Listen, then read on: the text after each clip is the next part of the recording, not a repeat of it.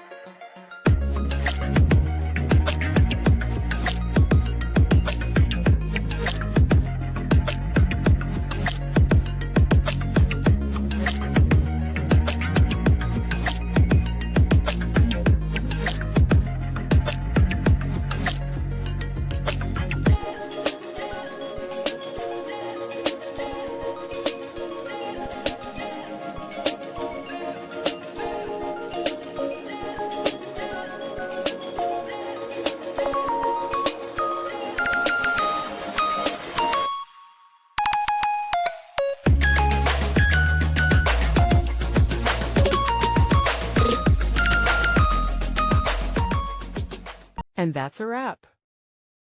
I hope you found the answer you were looking for. If you did, take a second to hit that subscribe button. It really helps out. And let me know in the comments which solution worked best for you. See you next time in the debug zone.